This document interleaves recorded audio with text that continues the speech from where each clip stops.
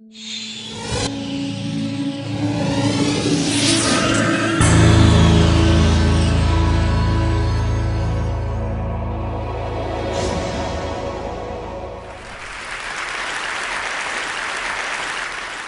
wanted to be a rock star. I dreamed of it, and that's all I dreamed of. I should be more accurate. I wanted to be a pop star. This was in the late 80s. And mostly I wanted to be the fifth member of Depeche Mode or Duran Duran. They wouldn't have me. I didn't read music, but I played synthesizers and drum machines.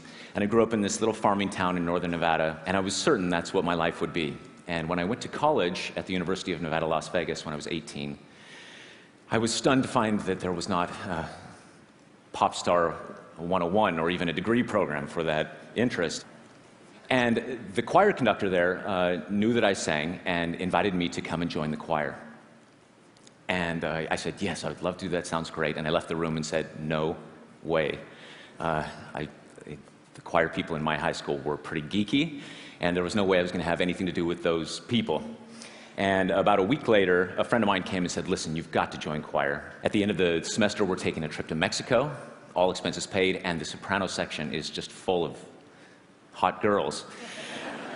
And so I figured for Mexico and babes, I could do just about anything.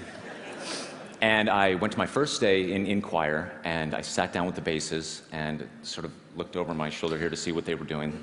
They opened their scores, the conductor gave the downbeat, and boom, they launched into the Kyrie from the Requiem by Mozart. And my entire life I had seen in black and white, and suddenly everything was in shocking technicolor. The most transformative experience I've ever had in that single moment, hearing dissonance and harmony and people singing, people together, this shared vision. And I felt for the first time in my life that I was part of something bigger than myself. And there were a lot of cute girls in the soprano section, as it turns out. I decided to write a piece for choir a couple of years later as a gift to this conductor who had changed my life. I had learned to read music by then, or slowly learning to read music, and that piece was published. And then I wrote another piece, and that got published, and then I started conducting, and I ended up doing my master's degree at the Juilliard School, and I find myself now in the unlikely position of standing in front of all of you as a professional classical composer and conductor. Well, a couple of years ago, a friend of mine emailed me a link, a YouTube link, and said, you have got to see this. And it was this young woman who had posted a fan video to me singing the soprano line to a piece of mine called Sleep. Hi, Mr. Eric Whitacre. My name is Bretland Lucy, and this is a video that I'd like to make for you. Here's me singing Sleep. I'm a little nervous, just to let you know. If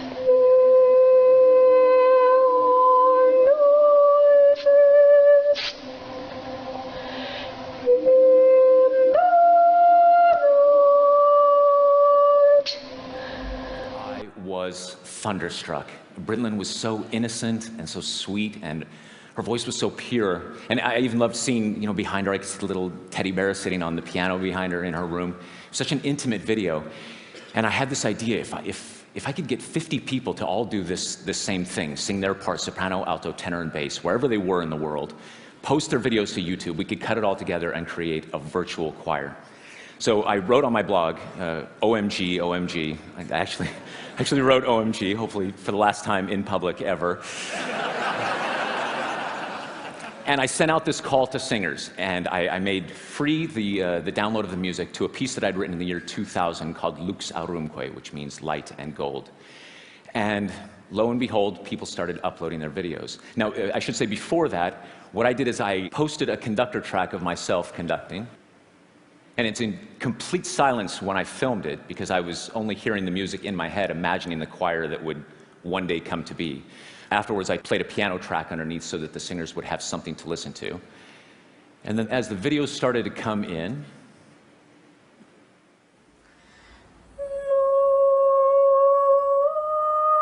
this is Cheryl Ang from Singapore.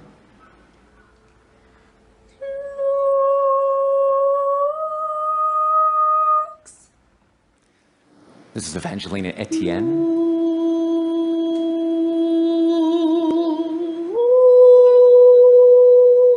Massachusetts.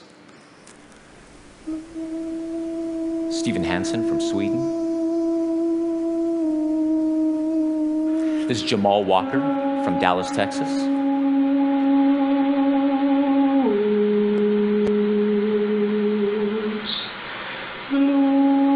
There was even a little soprano solo in the piece, and so I had auditions. And a number of sopranos uploaded their parts. I was told later, and also by lots of singers who were involved in this, that they sometimes recorded 50 or 60 different takes until they got just the right take. They uploaded it. Here's our winner of the soprano solo. This is Melody Myers from Tennessee.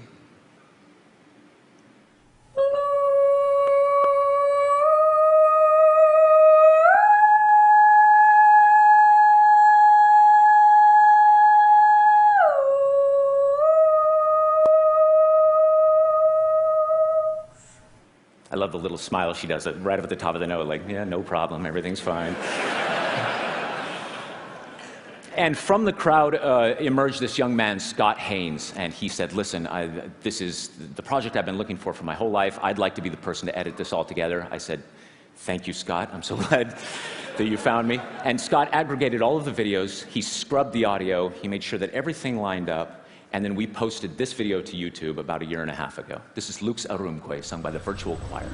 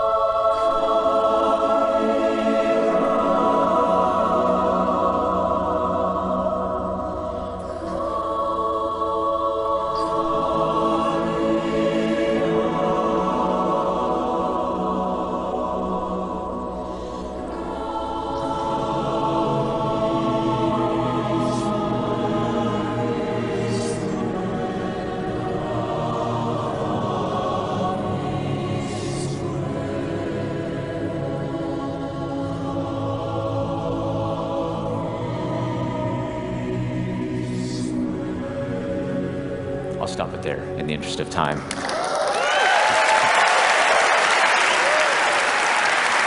Thank you. No, thank you.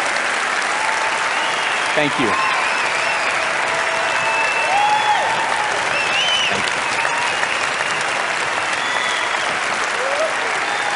Thank you. So there's more. There's more. Thank you so much. And I had the same reaction you did.